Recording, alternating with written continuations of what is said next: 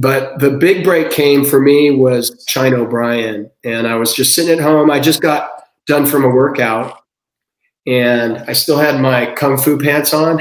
And the phone rings and I pick it up and it was Fred Weintraub, the producer of Enter the Dragon, who produced China O'Brien. He says, "Hey Keith, this is Fred Weintraub." And I knew who Fred Weintraub was, you know, because I was a huge Bruce Lee fan. I had no idea he was making a movie with Cynthia Rothrock, though. And he went in to tell me about it. And at first I didn't believe it was him. Thought somebody was, you know, pulling my leg or something. And then he convinced me it was him. And he says, so I want you to come over right now. I want to interview you. And I lived in West LA and his office was in West LA. He lived like 10 minutes away from me. And he says, "Come on over." I said, "Well, I just worked out. I'll take a shower." He goes, "No, come over right now." And so he didn't want me to like change or anything. He wanted to like see me how I am, you know? And so anyway, so I went straight over there. And so within 10 minutes, I was in his office and being interviewed by him and his daughter, Sandy. And one of the first things he said was, "Hey, let's have a seat. So you do martial arts?" And I stood up and I said, "You want to see some?" I was so pumped up, you know, my heart was beating hard and I was just jacked.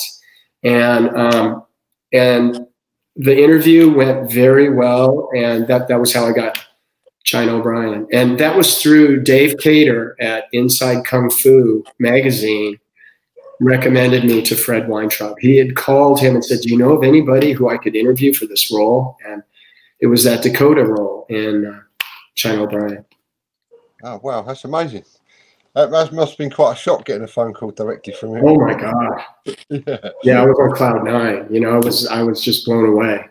So how did the filming go for that first film for you? How long did that take to shoot? Well, we shot China O'Brien 1 and China O'Brien 2 at the same time. So on any given day, you could be doing scenes from one or the other. And that's a little weird because, you know, most films, you know, they kind of follow the script. So usually you're kind of shooting, in, not exactly, but pretty much in chronological order, you know. And with that film, you know, you could be doing the sequel and the original #1 in the same day, you know. And Wasn't much of a struggle though, because there wasn't that much difference in time or something from 1 and 2. So yeah, it wasn't that different. But yeah, I think that was like 2 months to shoot the 2 of them, you know, overlapping each other. So yeah, but that was a great experience. And there was a lot of, you know, it was a Golden Harvest production, and Bob Klaus, the director of Enter the Dragon, directed it.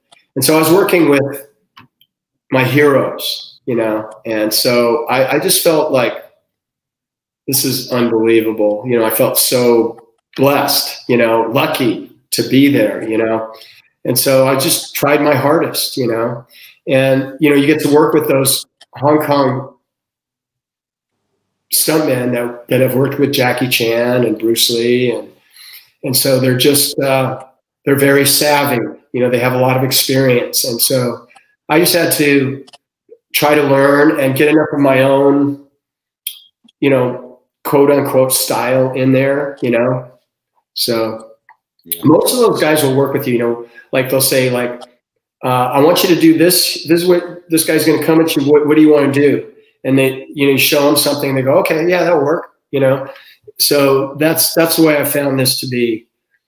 And when I worked on King of the Kickboxers with Corey Ewan, it was the same way, you know, like he wanted me to be able to be me. And he had already had the framework choreographed in his mind.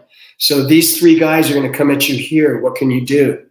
And then he would get approval of, you know, what I said I could do, you know, and, you know, try this. And can you do this? And I'd be, yeah, I can do that. And it was so cool. It was really cool. So some of the fight choreography was input by yourself, basically. Yeah. That's amazing.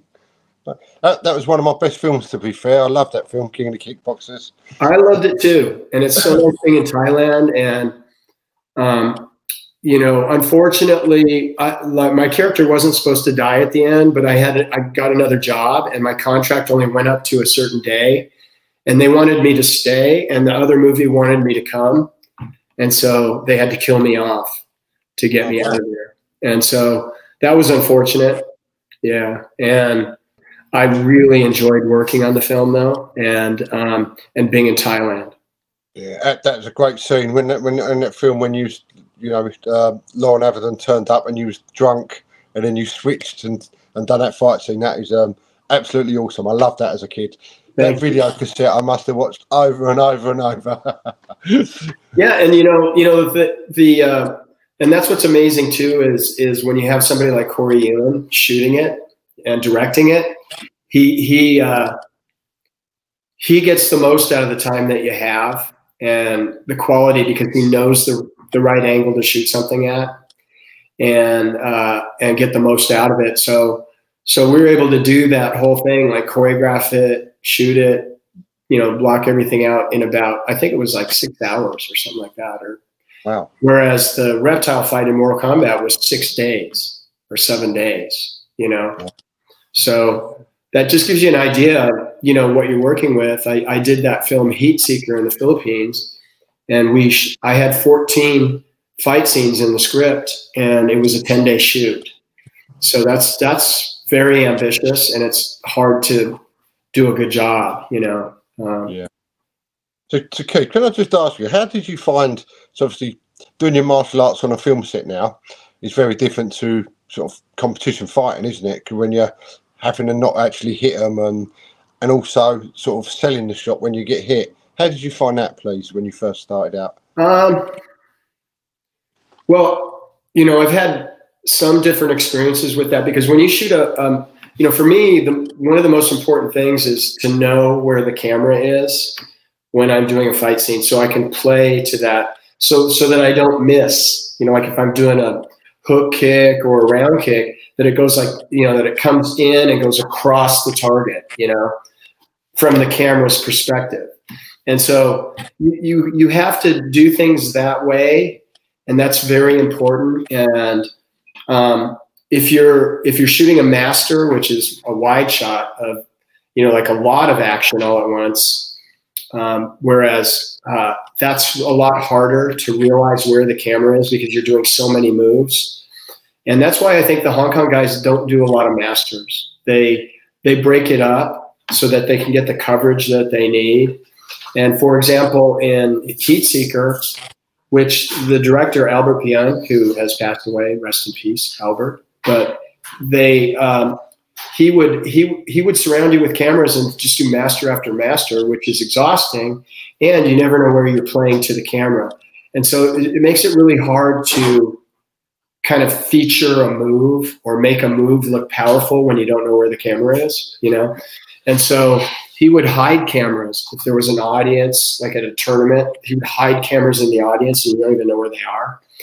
And that was confusing. Whereas I think when you're working with somebody like Corey Yuen, you always know where you're playing to. And I found that to be true on Mortal Kombat too, is that they would go in for coverage, and you never had to worry about, like, if you did a master, they wouldn't have you waste a lot of energy shooting masters. They would get one and they can always cut away to it if they need to, but you don't sit there and shoot master after master, I'll just ask you, how did you find sort of on them films like The Golden Harvest and them sort of films? I've seen a lot of interviews with sort of Jackie Chan and them types of people, and it seems to be a lot more hardcore than the sort of Western side of the filming.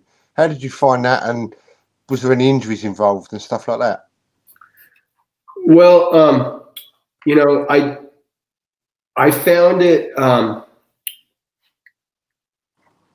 I was just in the UK, last week, and we did a panel of Mortal Kombat, and Robin Shu, who played Liu Kang, is a very good friend of mine, and we were on a panel and somebody was asking him something about that.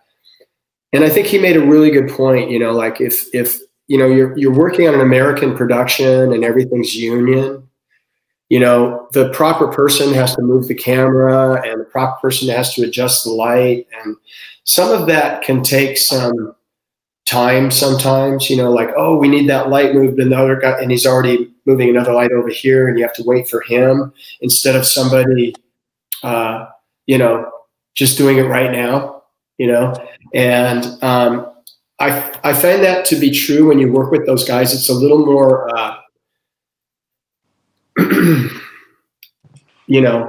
hey, go move that light, and then they shoot it, instead of waiting, So they found a way of being more efficient, but also just that they're so, that I think Bruce Lee and Jackie Chan have, and even people before them have made, the martial arts movies such a kind of like an honorable tradition, and they have got it down to a science, and so they know how to make a film and they know how to do it efficiently, and there's no arguing with that. And they are very tough, very tough.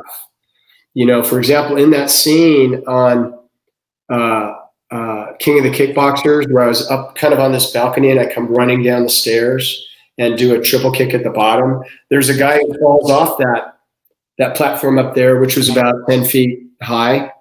And he fell right onto, when you have dirt that has been there for hundreds of years and it's just packed down, it's like cement, basically. Yeah. He was falling on his side, like he did it several times, with no pads on, just right on his side. And I was like, oh my God, how's he doing that? That's going to, later in life, that's going to come back to haunt him, I think. But he woke up sore the next day. Almost too tough for their own good, which sometimes I say about MMA fighters too. You see somebody who takes a lot of shots and you're going, wow, that guy's tough, but, you worry about him, Yeah. So I think there's a lot of that. And, there's a good number of American stuntmen that are that way too, and, I think it is, like, it's great to have a long career, and so, You know, it's good to be, you know, reasonably safe, you know. Did you see many accidents on set of like people hitting each other by accident or too hard, that type of stuff? I had a few accidents on people, like you know, and I don't know if it's because we were moving fast, because you know, again, you know, like one of the things that started happening to me on Heat Seeker was I'd be worried because I don't know exactly where the camera is, that these things are going to come up as misses when they're editing, you know? And so, so I would get really close to people with my hits because I didn't want them to be a miss. So I'd get closer because I didn't know where the cameras were. And so I ended up hitting a few people. And in particular, I hit this one guy, I think with a jump back kick straight into the face. And I think I might have broke his nose and he was bleeding. I mean, he was really, it was totally my fault. And he was really cool about it. And then I found out that they get extra money when stuff like that happens. And so he was actually, you know, I went up and shook his hand afterwards and apologized. And he says, "Oh, thank you so much, thank you." And, you know, made an extra $100 or whatever, you know. And to him, it was worth it, you know. Yeah, yeah. So, but I don't want to say it's worth it. I accidentally kicked Chris Farley in the face, you know, and I've accidentally been hit. And sometimes what happens, I did this one TV pilot where I did post that fight scene on the camera. I do this elbow strike on this guy, and I hit him before the elbow strike with something else, and I kept expecting him to react away from me, and he reacted towards me every time. And so when I came in with the elbow, I kept hitting him, you know, and he was not happy. Let me tell you, he was not happy with that after I hit him like a third time. And I don't blame him, but I looked at him and I go, "Dude, then why don't you react back and give me some space so I can throw that elbow?" You know, because, you know, this was a shot for me, and I'm not going to back down either, but, you know, like I want to be safe, you know, and that's also what happens when you don't have enough rehearsal, you know, because basically we were shooting the rehearsals, you know, so, you know, you don't have enough time. That's the way it works. And there's more accidents, you know. Sorry, Keith. So there was no rehearsals for them fight scenes. You just straight in. Well, pretty much, you know, I've been on many sets where they go, but you just hear the director go, "Okay, we're going to shoot the rehearsal," and that just means that they're kind of in a hurry, you know, and so they're going to shoot the rehearsals in case they get anything good from that too, rather than just wasting that time. And so they shoot it, you know, and it might also give them more ideas on positioning the camera, what's working, what isn't working, you know, and so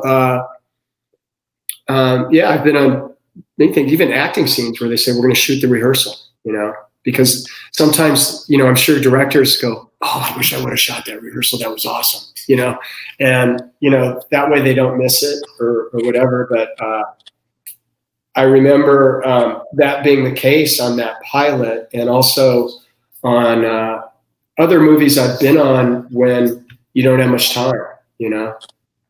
Yeah, on them sort of Golden Harvest film sets, I've seen a few times that they don't use sort of breakaway props and stuff. They use real stuff. Did you come across any of that?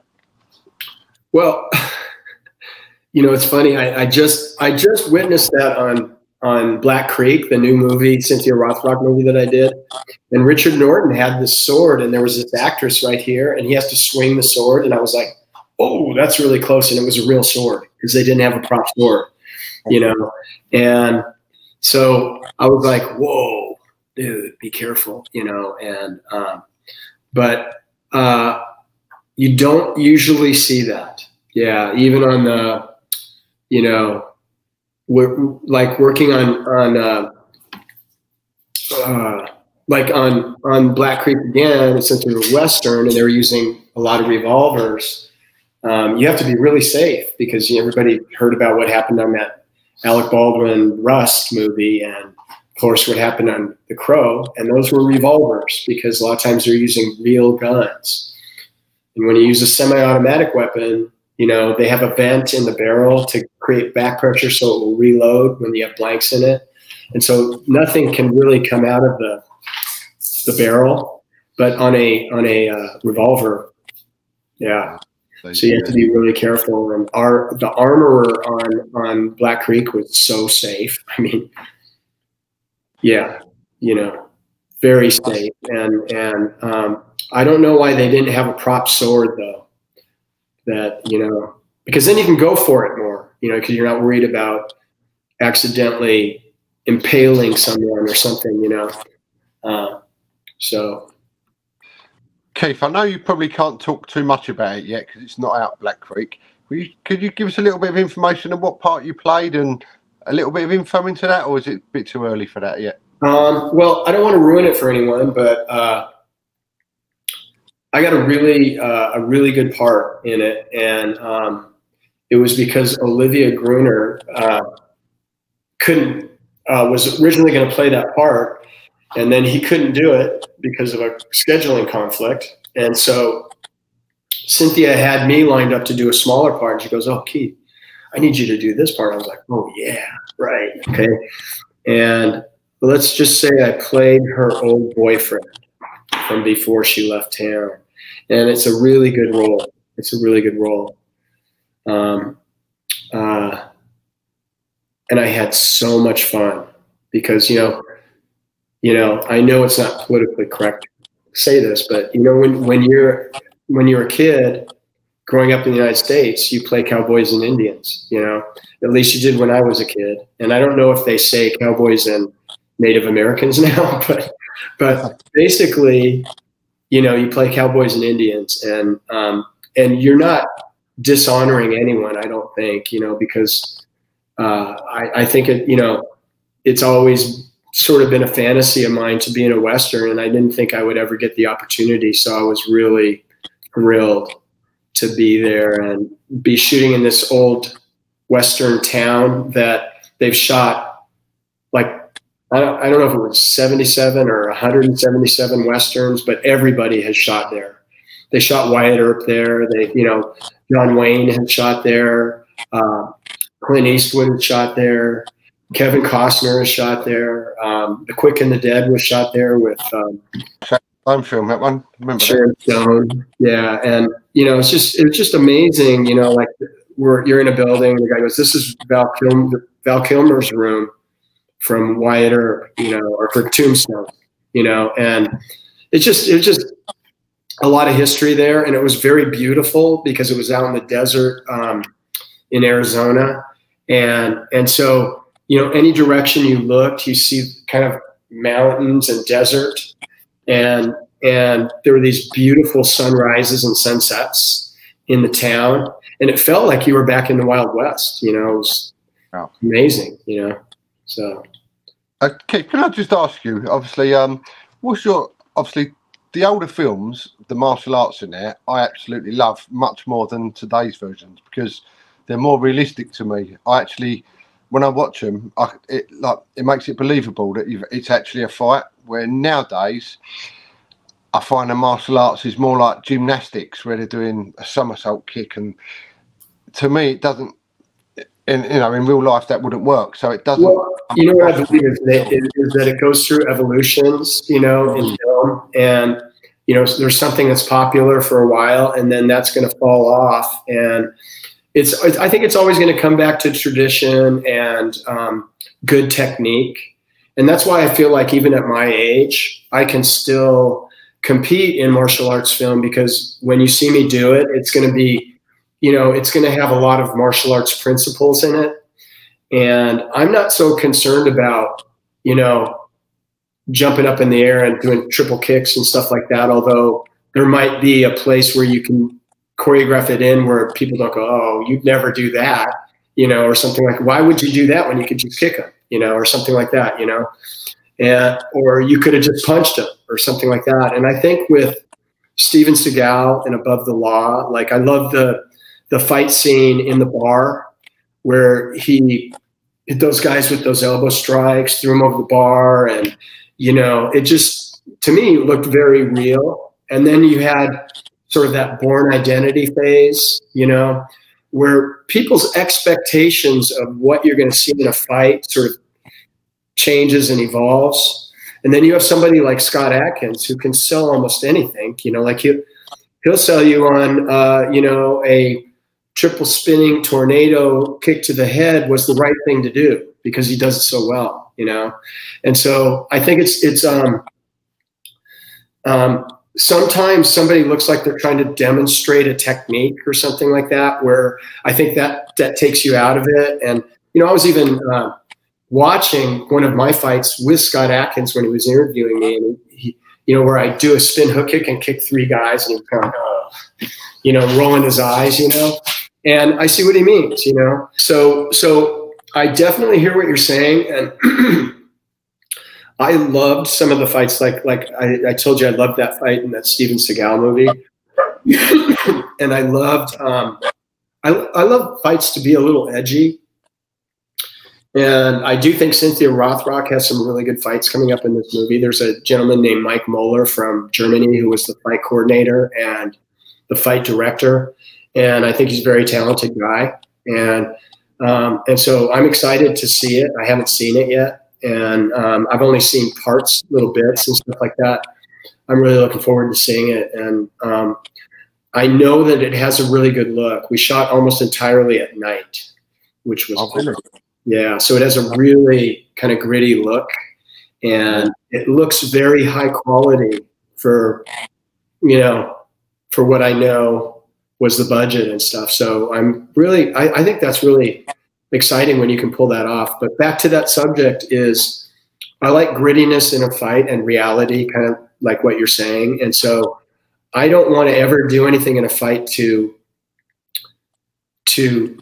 disintegrate that reality, you know? So, you know, now that's my goal. Like when I'm in a fight, I want to make it real as possible, but I still want to have like great impact in the things that I do. I want to use great technique and speed, and, but I want to make it look real, you know? So. Yeah. Yeah. I think this, if the new movie you're in, Black Creek, is like the old style of fighting, I think it'd be absolutely brilliant. Like you say, nowadays it's so watered down with all these. They're more like gymnasts rather than martial artists. A lot of them, aren't they? You just lost that sort of lost that great feel for it. I think. Well, I do know that Benny the Jet and Keith Vitale have a fight scene in this movie, which I haven't seen yet, but I saw them rehearsing it, which was so cool. You know, I mean, it's just, I was kind of like in awe. You know, I was kind of, you know, because I've known Keith stopped competing just before I started, really. And so, but I knew him, but I never really got to know him. And this time, you know, I knew him pretty well, but now I feel like we're like friends, you know, which is really awesome. You know, when you make new friendships. And I got to know Benny a little bit too. And he's such a gentleman, you know, and so I just loved the experience. And I actually videoed them rehearsing in the hotel breakfast room, you know, which was so awesome. And one of these days I'm going to share it, you know. Yeah, that'd be good to see. What's been your favorite movie you've done of all time? I think it has to be King of the Kickboxers, you know. And, you know, the only kind of gripe I had about the movie, but, you know, and I've kind of gotten over it, was that they had that snuff film thing going on in the background that I didn't see really why did they need that, because I thought maybe having Billy Blanks as the bad guy and the bad fighter was kind of enough, like, but I guess they needed a little more intrigue. Like, I don't remember if, you know, like movies like The Kickboxer or The Kickboxer 2 with Dennis Alexio, or, you know, did they have that element? I don't remember, but, you know, I really thought that movie had such good visuals too. You know, like shooting in Thailand is such a beautiful country. Anywhere you point the camera, you're bound to get something interesting. And I love that about that movie and the places that we shot, you know, and I have to say it's my favorite, you know. Whereabouts in Thailand was that shot? Well, we were based in Bangkok. So nothing really that we shot was too far from there, because we did move to a place that they called Upcountry, which is still wasn't that far away. And we stayed in another hotel there for a while when we shot the stuff at the house that was supposed to be my house, the Prang's house, which was actually, this is really interesting. It was a shrimp farm, you know, where they farmed shrimp. Yeah. And it was very beautiful. And the way you got there was in boats in these little tiny canals that were about, like I would say some of them are like 2 meters wide. And you're in this canoe that has a motor on the back, and they drive through these. They make these because it's easier than making roads, I think, you know. And so it was pretty amazing, you know, like going around and seeing the way they do things. And then when you're in Bangkok, you know, every morning you would see all the monks out on the river collecting rice donations. You know, people would leave a bowl of rice for them on their dock, and they'd come by and pick it up, put it in their boat, and then keep paddling. And there's just so much history there. And you know, it's sort of like, I remember that song, Bangkok, Oriental City, you know, the devil is lurking around every corner. You get that feeling. You get that feeling there too, that it's a dangerous place, because I think there was so many, you know, it's so close to Vietnam that there was so much prostitution and stuff during, you know, like the American soldiers taking their furloughs in Thailand. And it just became, you know, like, and that's why there's something really intriguing about the place is you have that beauty. And at the same time, it's sort of like having the yin and the yang, or God and the devil, you know, sort of like very out there, you know? Yeah, I love Thailand myself. I've been there loads of times training in that. Yeah, I love the place. It's really something. Yeah. I won't keep you too much longer, Keith. I appreciate your time you've given me, but if I'm just fire another couple of questions at you, if that's all right. Yeah, yeah. Obviously, you've gone into you've done some stunt work as well, haven't you? I tried to not really do that much stunt work because I wanted to be an actor, a martial arts actor. But listen, I sort of regret it. You know, I sort of wish, because I have so many friends that are doing so well and also it becomes a pathway, you know, like J.J. Perry is a director now, and Jeff Wolf is a director. I think Garrett Warren. These are all martial arts stuntman guys that progressed into being directors, and that's brilliant. You know, that's so awesome. You know, and that took a lot of dedication and determination for them to do that. And so I've got a tremendous amount of respect for them, you know, being able to do that. But and I'm sure there's way more examples of it than the ones I mentioned just now. But I just recently did an episode of Boba Fett where I was a sand person. And I was just sort of like, you know, because Diana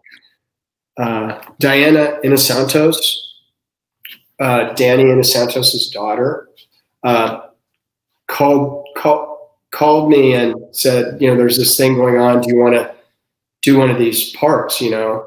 And so I was like, all right, this might be a good way to get my feet wet again, because I haven't done anything for a while. And so I did it, and it was awesome. It was you know, you can never recognize me. I'm in a sand suit, and they needed people who could do weapons, because you had to learn this routine, and you had to actually do it in sync.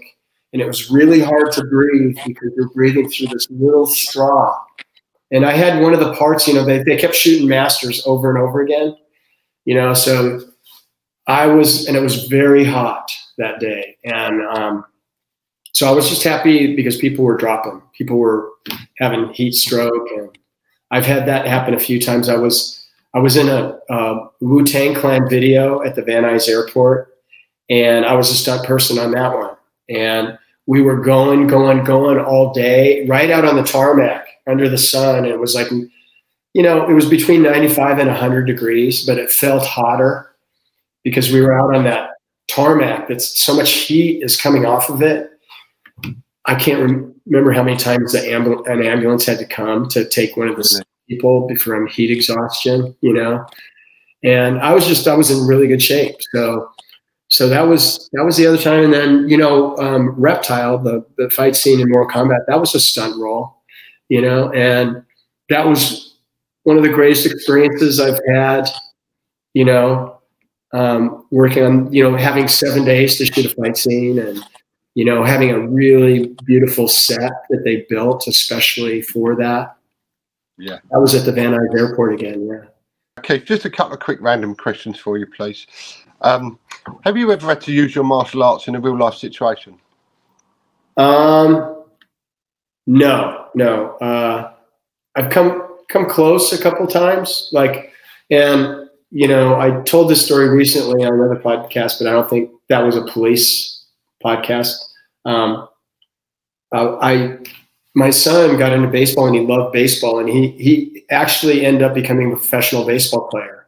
And he played for UCLA. He was in really good baseball programs, but before that, he was in high school and then played club baseball and drive all over the place they probably have a lot of club football in England where parents have to drive their kids to all these tournaments and matches and stuff. Well, that was me, you know, with my son, and I loved it because I got to pitch to him. I learned how to pitch. I learned how to throw a curveball, and he wanted to practice hitting every night. But we were coming home from a long drive from a baseball game, and we got back close to our home around 10 o'clock at night, and there's this place, maybe you've heard of it, called In-N-Out Burger. I haven't, no. It's the most popular burger joint in California, and I think they've expanded out to other states now. It's really good. And so there's a long line even at 10 o'clock at night for the drive-through. And you can still go inside too if you want. And so there's an open space so people that want to park can go through the line. And I was right there. We'd already been in line for like 20 minutes. And I get to that spot where the parking lot is, and this black BMW comes in and pulls in front of me. It cuts in front of me. And I look at my son and I go, that ain't happening, you know? And I guess I felt like Clint Eastwood or something. And I get out of the car and I go right up there, and, you know, the rule is never get out of your car, right? Unless it's absolutely necessary. And it wasn't. I could have just let this person cut in front of me and, you know, sucked it up. But I looked at him and said exactly that. That's not happening. And I go up and guy rolls down his window and I said, move your car. That is very rude. You know, I didn't like insult him or anything. And immediately the person in the back seat, they were like, I would say they were like 18-year-olds, 20-year-olds. And they looked like they were in very good shape. One of them got out of the back seat and got right up in my face like this. And I looked at him and I go, you don't want to do this. And I look back at the guy and I go, move your car. This is rude. And I look back at him, you don't want to do this. And I was so ready though. I was so ready. And that's as close as I've gotten. But I think that's from the martial arts though, isn't it? It gives you the confidence that you can take care of yourself, and it gives off that impression to other people that, well, I felt like I was ready for whatever that guy was going to do. And, you know, anyway. He must have sensed that though. Yeah. And finally the driver goes, get back in the car. And so the guy got back in the car and they pulled into the parking lot and went inside. Yeah. So, and I went back and got in my car, and my son said, Dad, those guys could have shot you. What are you doing? You know, because it's America. Have guns, don't you? Yeah. Keith, I won't hold you any longer. Just one last question, if you don't mind. Sure. What words of advice could you give any sort of younger people that wanted to get into martial arts and also the movie business? Getting into the martial arts, I think I would say, you know, and I always told people who came to me, you know, go in and see if that instructor can work with kids. You know, if the instructor cares enough, you know, to work with kids who are teetering on whether they can do this. I think that's a pretty good sign of somebody who understands their job, you know? And so you have to look at the way they teach and the way they interact with kids and other students, but kids in particular, because it takes more patience, I think, to deal with kids. So get in a good school, you know, get in a good school. And then getting into acting, like I said, you know, just like martial arts, if you get in an acting class, you're probably going to be a pretty bad actor for a while, you know, to have patience with yourself and dedication. You know, you got to work at it, and you got to live your life. You know, you got to feel and understand things that are going on around you, and be a real person who really communicates with people. And, you know, those are the things that will serve you well. But both of them, you have to be kind of tough. You have to be able to take rejection and keep going, you know, and stuff like that. And so I would say, you know, if that's really what you want to do, it's a long shot for anyone, you know, but I think people who go into it realize that, and they do it anyway, you know, so that means it's a dream of theirs. It's a, you know, it has to be, you know, something that you absolutely have to do, you know, and if that's the case, I don't think anybody's dumb for doing it or anything like that. And, you know, go for it, you know. Keith, that's been absolutely fantastic talking to you. I won't keep you any longer. I really appreciate the time you've given me. So well, I really appreciate the opportunity to be here. Thank you. It's been awesome. Is there anywhere people can find you, Keith, if they want to sort of follow you or anything? You said Facebook. Okay, my Facebook is just Keith Cooke. And I also have two Facebooks. I have Facebook Keith Cooke Fitness, but I don't really go on there very often. I'm mainly on Keith Cooke. And then I'm also on Instagram and what's the other one where people dance on it? It's TikTok. TikTok. I'm on TikTok, so you can look me up on there. Yeah, I mean, they can find me on there. I occasionally post things. I'm on YouTube. You know, I haven't posted stuff on YouTube for a while, but every so often I post something on Facebook and Instagram, you know, like something that I'm doing, training with a kid or something like that, or fitness stuff, which is, you know, such a big part of my life now. I like to share stuff once in a while. So, yeah. Cool. Okay, Keith, thanks for ever so much for coming on. It's really been appreciated. It's been some great stories. It's been great talking to you. I've enjoyed it. I appreciate you having me. Thank you.